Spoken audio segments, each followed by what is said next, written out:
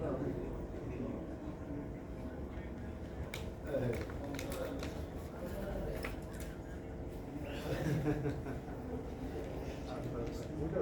आपको normal phone करता हूँ।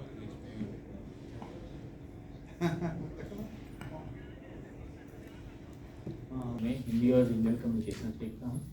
इससे पहले मैं जर्नलिज्म में रहा हूँ लगभग 12 साल तक और मास मीडिया की पढ़ाई करके काम किया है। तो अभी मेरा काम होता है जो भी रिसर्च हमारे रिसर्च टीम करती है उसको कैसे हिंदी और रीजनल जर्नलिस्ट तक ले जाया जाए ताकि वो आगे उसको अपनी न्यूज़ में यूज कर सकें और लोगों तक वो बात पहुँच सके।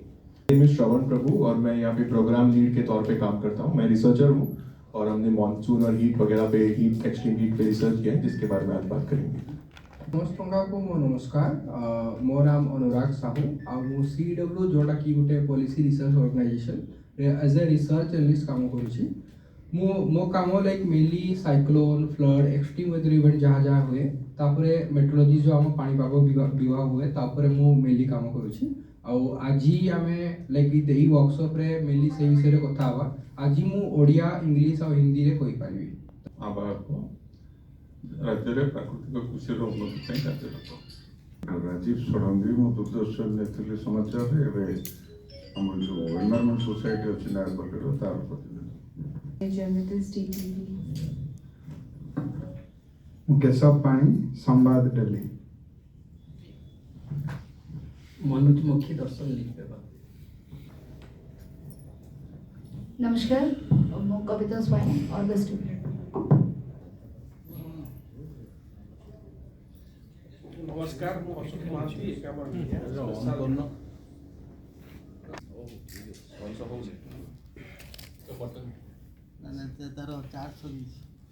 Hello Raghunath Mishra MPCT।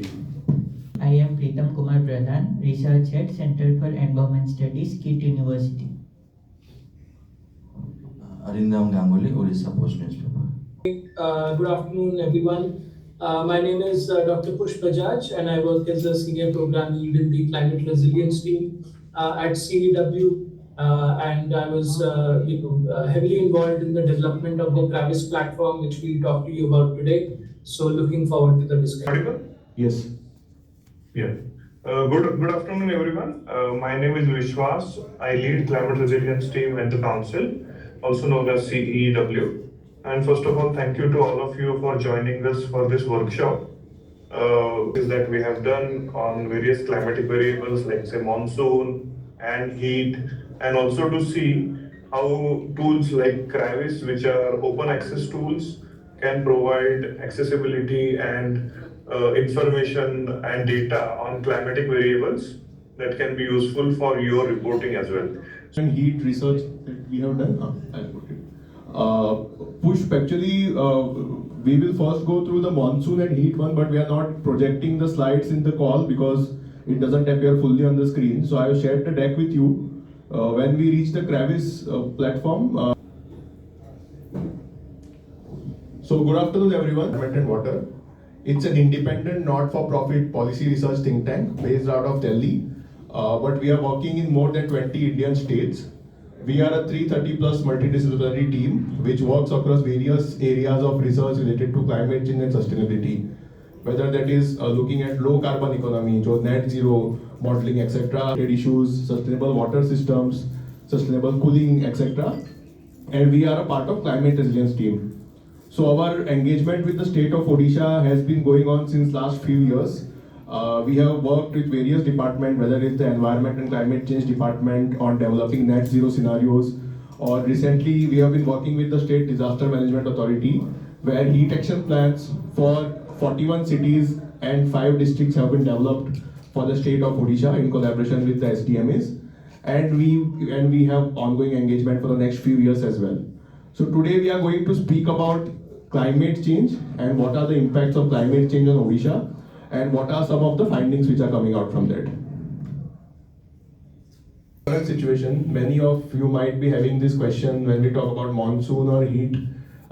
You might be also reporting frequently on this. We are seeing a kind of a flooding situation across the state, and what is the relation to that of El Nino.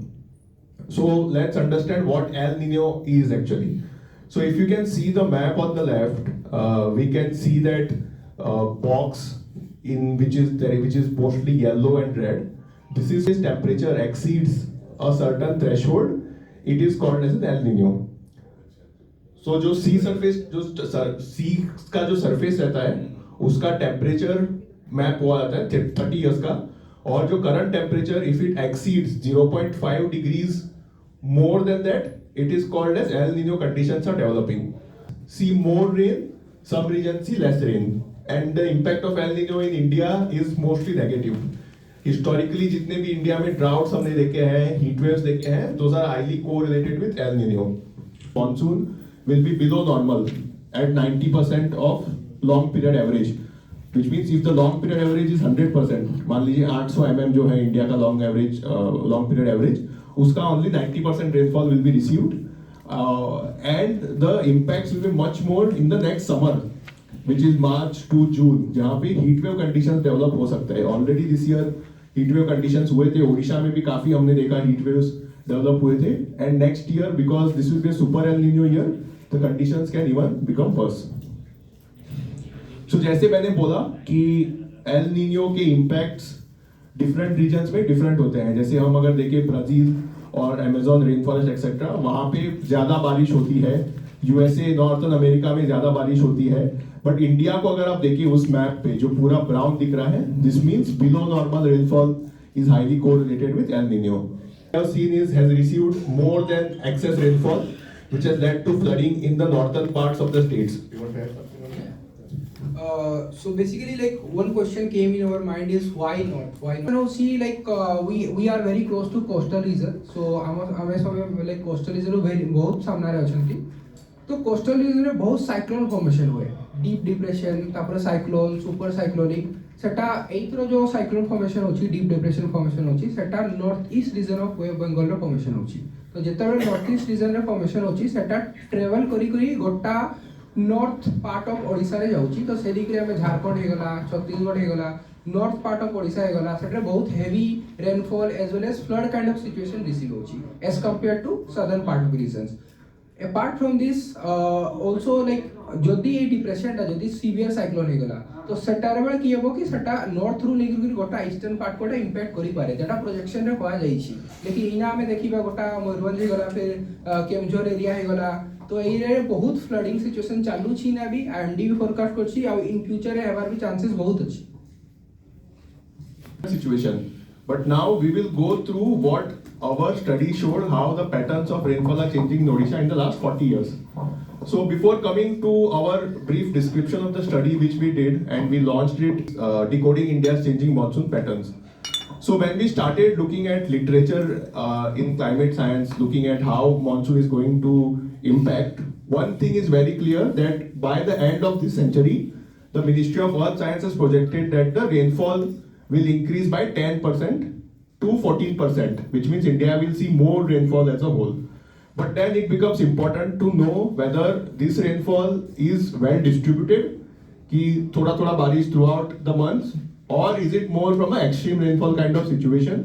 So उसीलिए we did this study. We used data from India Meteorological Department at a tehsil level, and we tried to analyze how the patterns of rainfall are changing in each month from June to December. And there are some interesting findings which came out for Odisha. And हमने ये we also saw कि might say कि नहीं 500 mm बारिश हुआ, 600 mm बारिश हुआ throughout the season. But it is more important to see कि वो पूरे सीजन में थोड़ा हुआ, या फिर it was 1 or 2 days यहाँ पे 100 mm बारिश हुआ, जिसकी वजह से urban flooding होता है, जिसकी वजह से flooding type situation होता है, and that is leading to that. So हमने ये study किया to look at how are these patterns changing, and this was done in a very consultative manner. We also had some consultations with India Meteorological Department and experts in the field, etc.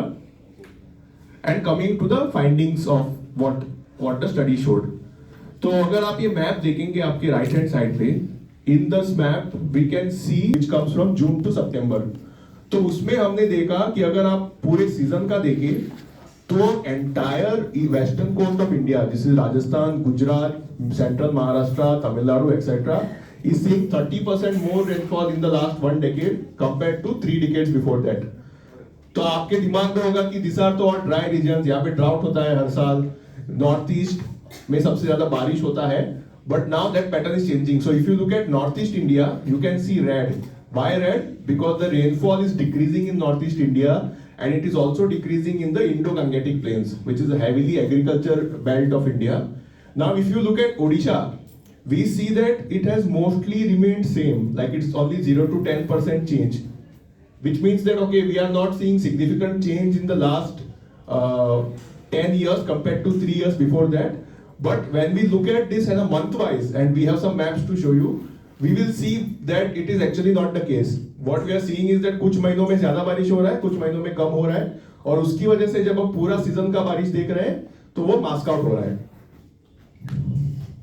जैसा मैंने बोला, हमने देखा कि जो north east India है, Indo Gangetic planes है, वहां पे रेनफॉल कम हो रहा है, और उसमें भी 87% decline is seen during June and July months. कम हो रहा है जो उत्तर प्रदेश, बिहार वगैरह में.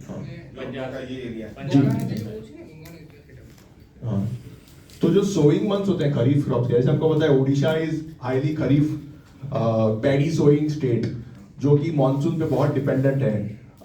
तो specially changes in June and July, जो कि सोइंग मंथ होता है, उसमें it can have significant impacts on it.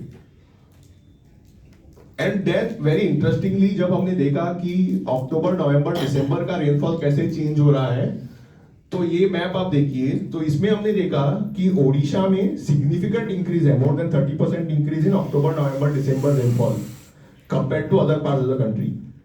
Generally November, October, December rainfall only happens in Telangana, Andhra Pradesh and Tamil Nadu from north east monsoon. Reasons, one, south west monsoon as a whole जो जिसका retreat होता है, जो सितंबर में चला जाता था, वो अब नहीं हो रहा है, वो अक्टूबर तक एक्सटेंड हो रहा है.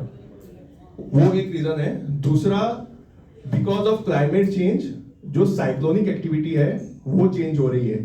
जैसे हमको पता है कि ओडिशा में अक्टूबर, नवंबर, दिसंबर में साइक्लोन आते हैं, सब हिस्टोरिकली आ रहे हैं. तो बिकॉज ऑफ क्लाइमेट चेंज अभी क्या हो रहा है, जो वेस्टर्न कोस्ट है इंडिया का, जो अरेबियन सी है, Arabian Sea is warming more faster than Bay of Bengal. तो more cyclones are created in Arabian Sea, मतलब पहले से ज्यादा साइक्लोन बढ़ रहे हैं अरेबियन सी में, और वो बहुत स्लो मूविंग साइक्लोन्स हैं. मतलब वो एक बार फॉर्म होता है तो लैंडफॉल होने में 1 हफ्ता 2 हफ्ता लग जाता है. This is why we are seeing that even in Maharashtra, Goa etcetera, rainfall की number is not increasing. This is not our study, this is a study by Indian Institute of Tropical Meteorology, that the number of cyclones is not increasing, but जो भी cyclones form हो रहे हैं वो they go to a process called rapid intensification. जैसे कि हमने देखा होगा कुछ साइक्लोन जो आए हैं, एक दिन they are in cyclone category, this suddenly become super cyclone. That is called rapid intensification. So that is happening and that is leading to extreme rainfall during October, November, December months as well.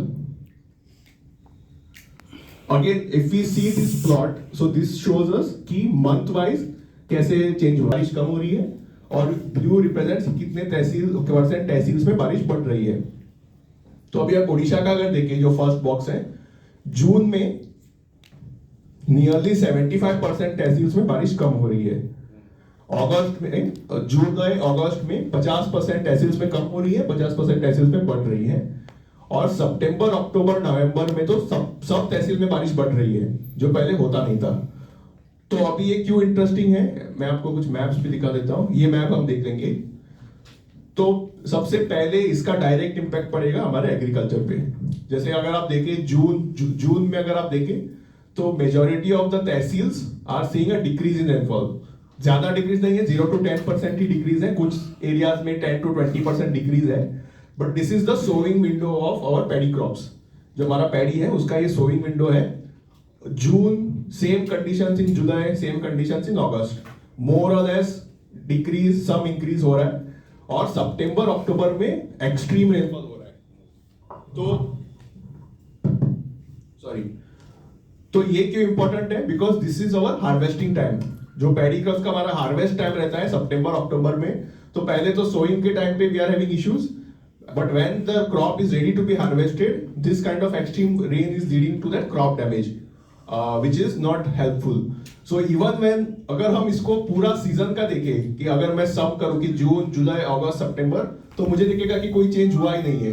वैसे का वैसा बारिश है, but when we decode it, so this is when the real picture comes out.